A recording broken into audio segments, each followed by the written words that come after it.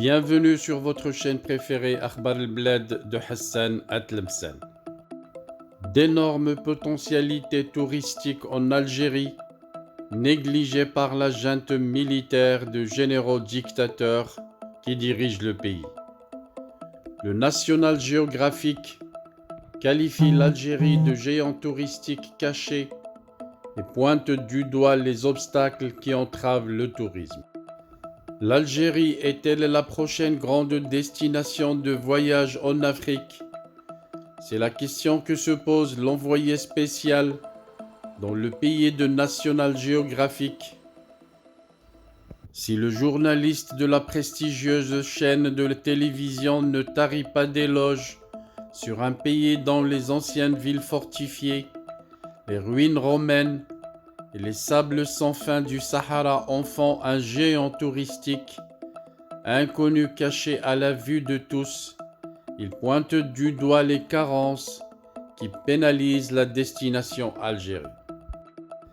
C'est ainsi que malgré sa proximité avec l'Europe, l'Algérie est nombre de ses sites les plus spectaculaires, comme les anciens avant-postes romains Djémilia et Timgad, tous deux classés au patrimoine mondial de l'UNESCO, qui sont parmi les destinations archéologiques les mieux conservées d'Afrique du Nord, et les étendues de dunes du Grand Erg, qui s'écrasent contre les massifs de grès du Hogar et Tassili Nedjar, demeurent peu connues de voyageurs internationaux et de promoteurs de circuits touristiques.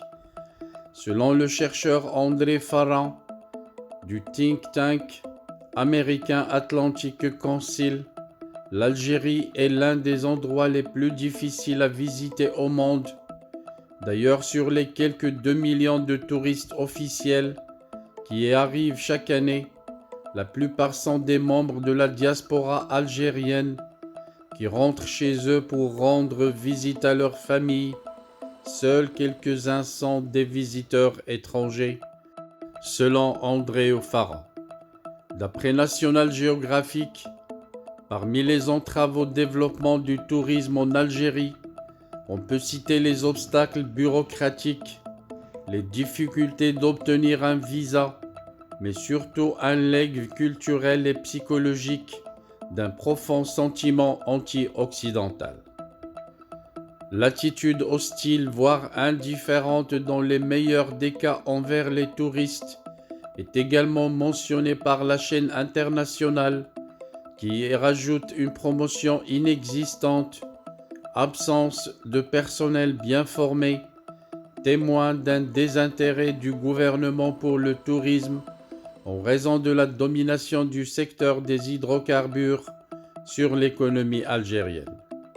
Le secteur pétrolier et gazier de l'Algérie représente 20% de son PIB, quand le tourisme, en revanche, n'en représente qu'à peine 0,1%.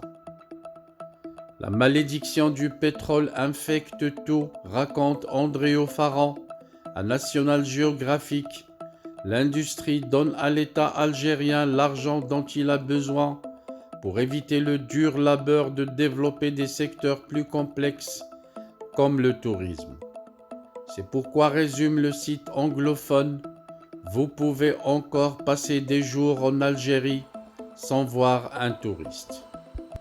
Voilà donc la chaîne anglophone se rend compte du dégât et des désastres causés par la junte militaire, les caporaux des services secrets français, mis à la tête de l'Algérie et érigés en généraux, ont ruiné l'Algérie en sous-estimant les grandes potentialités touristiques du pays.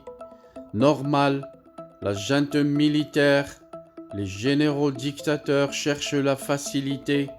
Ils se contentent des milliards de dollars que leur donnent le gaz et le pétrole, de l'argent qu'ils volent au peuple algérien en le laissant livrer à lui-même sans rien développer et sans même pousser les jeunes vers un éveil professionnel. Nous y reviendrons avec plus de détails, mais d'ici là, N'oubliez pas à vous abonner à votre chaîne Akhbar al-Blad de Hassan Atlemsen.